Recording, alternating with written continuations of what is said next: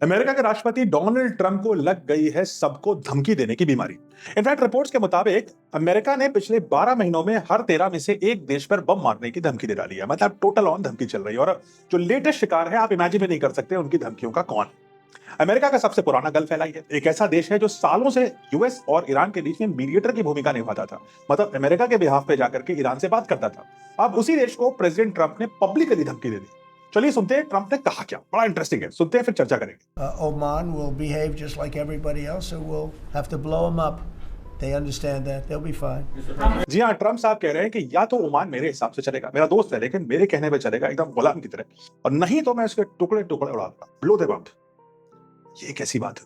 सवाल यह है कि आखिर ओमान ने ऐसा क्या कर दिया, क्योंकि ओमान कोई अमेरिकन एनिमी कभी नहीं रहा। असल में ये कंट्रोवर्सी शुरू हुई है स्ट्रेट ऑफ हॉर्मूज से, और हाल ही में इरानियन मीडिया में एक रिपोर्ट आई कि ईरान और ओमान एक फ्रेमवर्क पे चर्चा कर रहे हैं, बातचीत कर रहे हैं, जिसमें वॉर के बाद स्ट्रेट ऑफ हॉर्मूज में शिपिंग ट्रैफिक को जॉइंटली मैनेज किया जा सके।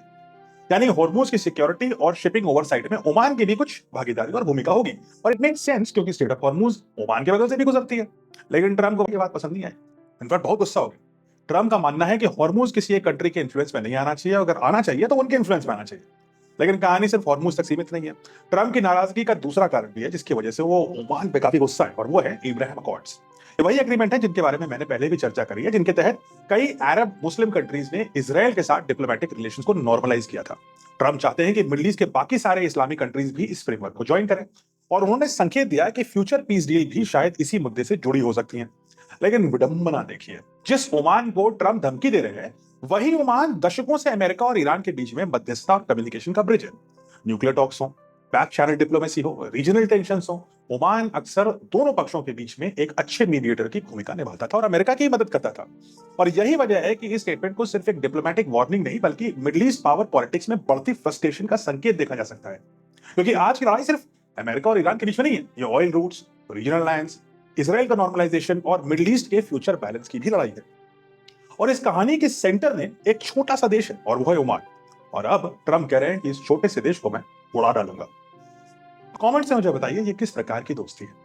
ओमान ट्रंप का साथ दे रहा है, अमेरिका का साथ दे रहा है, मीडिएशन का काम कर रहा है, शांति लाने की कोशिश कर रहा है, और उस ओमान को ट्रंप कह रहे हैं कि मैं तुम्हें बम से उड़ा दूंगा। इस प्रकार की धमकियां एक राष्ट्र, दो राष्ट्र, तीन राष्ट्र करते करते अब वो दर्जनों राष्ट्र को दे चुके हैं। क्या ये कोई सधा हुआ व्यक्ति ऐसी बातें कर सकता है? और यदि वो व्यक्ति अमेरिका का राष्ट्रपति हो तो क्या ऐसी धमकियां उसे शोभा देती हैं? और अगर वो ऐसी धमकियां दे रहा है तो उसके मेंटल स्टेट के बारे में वो क्या दिखाती है? कमेंट से मुझे बताइए।